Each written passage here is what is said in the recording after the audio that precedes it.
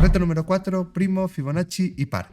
Y nos decía que escribe un programa que dado un número compruebe y muestre si es primo, Fibonacci y par. No quiere decir que tuviéramos que crear un programa que haga las tres cosas a la vez.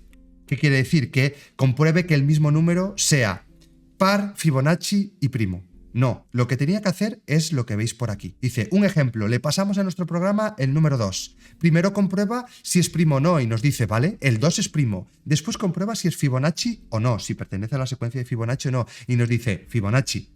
Y después comprueba si es par o impar y nos dice, y es par. Y nos acaba mostrando esta cadena de texto que dice, 2 es primo, Fibonacci es par. Con el 7 nos dirá, 7 es primo, no es Fibonacci y es impar. Se trataba un poco de juntar en un mismo ejercicio tres ejercicios muy típicos. Me voy a crear aquí una función así bastante sencilla, diría yo, y voy a llamarle def por aquí, ya que es una función, y se va a llamar check prime, Fibonacci y si es par, even.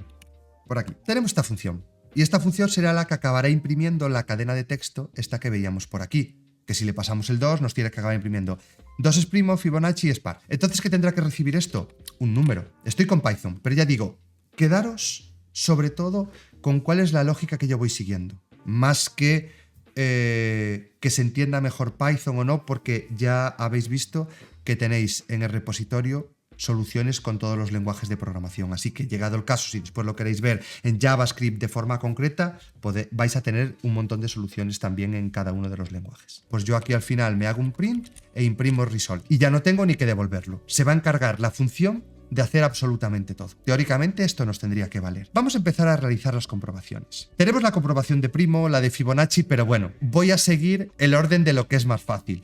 ¿Qué es lo más fácil de calcular de si un número es primo, si es Fibonacci o si es par? Yo creo que seguramente va a ser comprobar primero si es par o no. ¿Cómo comprobamos si un número es par?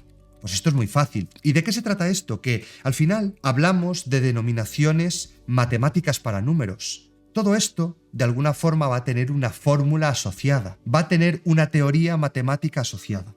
Y eso es lo que teníais que buscar.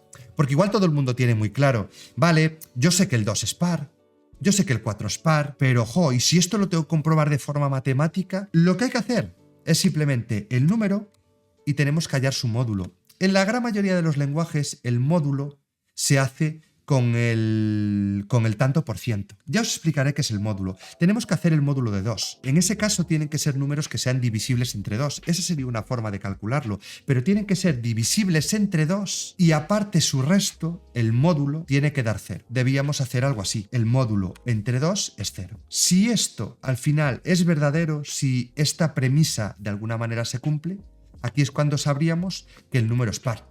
¿Qué podríamos hacer en este caso? Hacer algo así como, me voy al result y le concateno el siguiente texto. Le digo, y es par, pero ¿y si no es par? Podría hacerle un else. Y en este else, y es impar. Yo creo que es bastante simple. Podríamos hacerlo un poquito más bonito, simplemente montando todo este if en una línea. Entonces, de esta forma, en una sola línea, ya tendríamos representado la comprobación de si es par o es impar.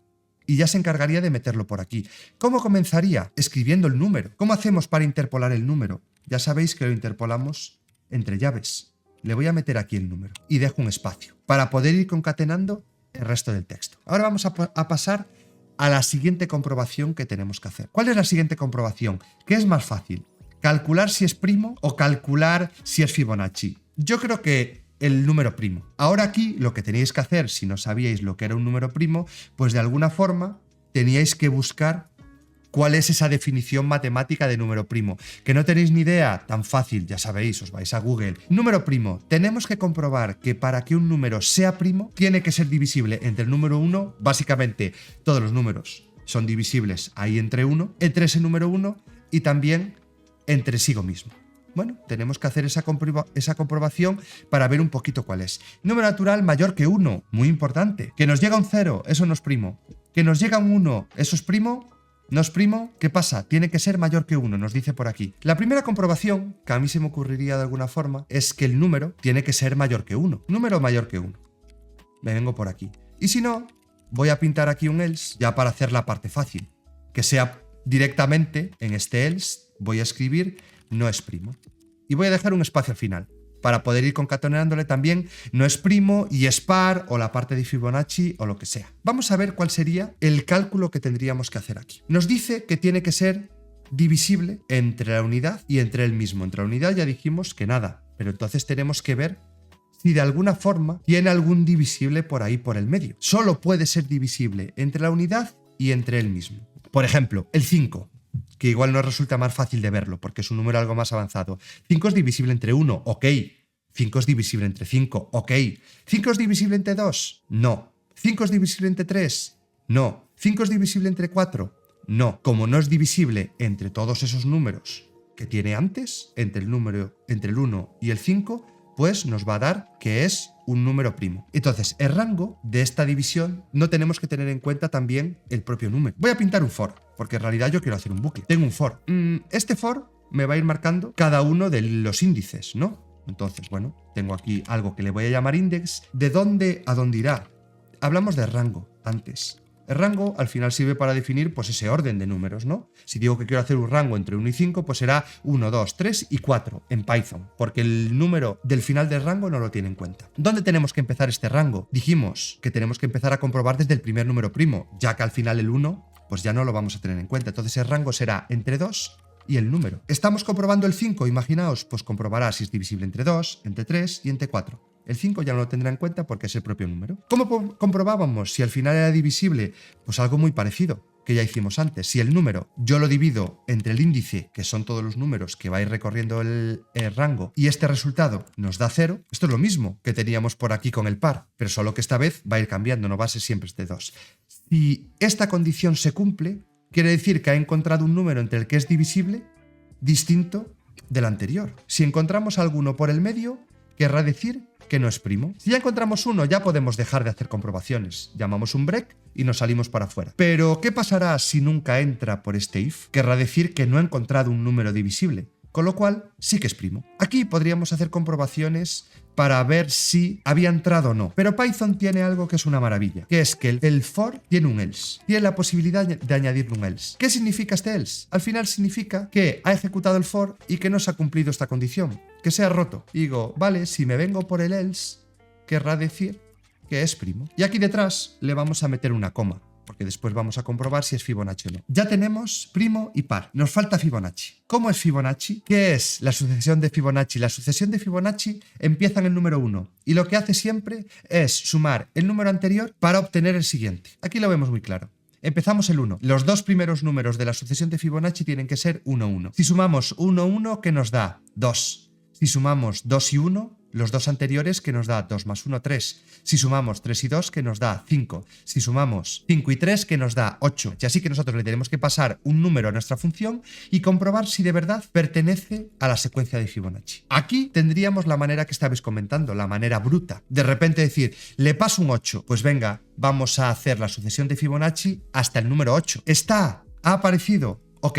Es Fibonacci. Le paso el número 12. Pues venga, vamos a hacer Fibonacci hasta el número 12. Llegaríamos al 12 y el 12 no aparecería porque pasaríamos del 8 al 13 y así controlaríamos que no es Fibonacci. Pero aquí es donde hablamos lo que contaba antes, que no sé si en la wiki lo pone. Vamos a ver si está aquí. Hay gente que se ha roto la cabeza para hacer cálculos muchísimo más rápido. Entonces hay un montón de fórmulas también para poder comprobar si un número es Fibonacci o no. Básicamente nos vamos a basar en una fórmula matemática que directamente es capaz de comprobar qué es Fibonacci si en realidad estamos ante un cuadrado perfecto que cumple una forma. Vale, ya digo, las fórmulas no las hay que saber de cabeza, lo podíamos hacer de la manera un poco recursiva, que he explicado, que es ir uno tras otro, uno tras otro.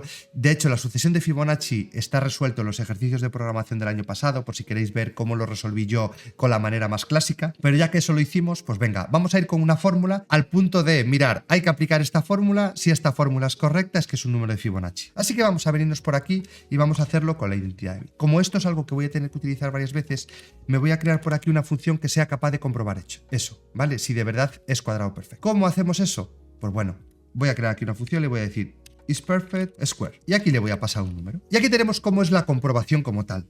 La comprobación como tal, para saber si es cuadrado perfecto, me voy a importar aquí porque me hace falta hallar la raíz cuadrada. Así como voy a tener que hallar la raíz cuadrada, voy a importar un módulo que es math, que nos va a ayudar a realizar esta operación de una manera más rápida. Así que voy a ir aquí a math y aquí tenemos esto, SQRT, ¿vale?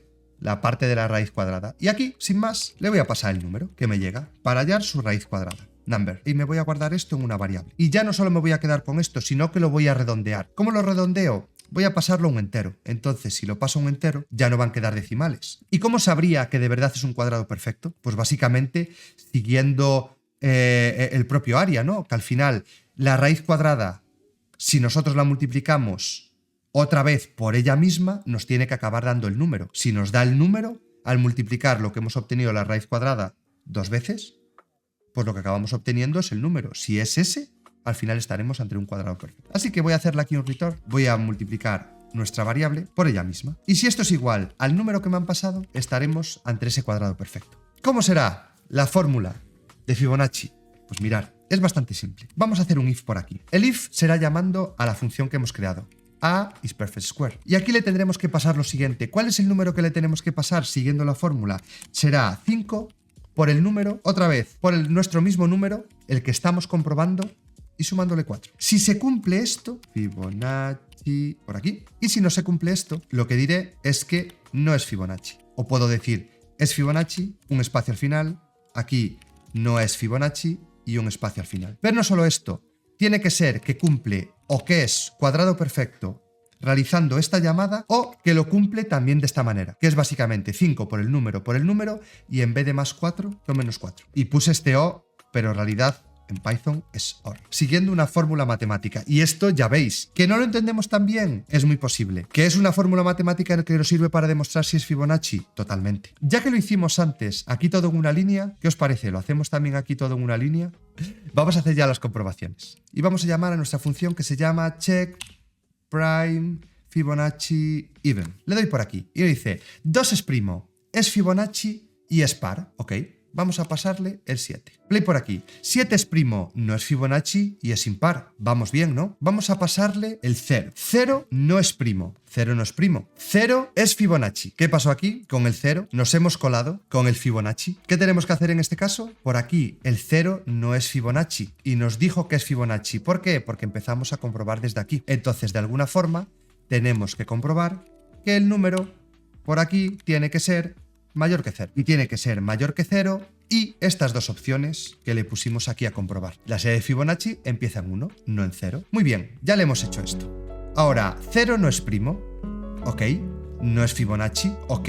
Y es par. 0 es par. El 0 sí que es par, ya que a nivel matemático sí que cumple la comprobación.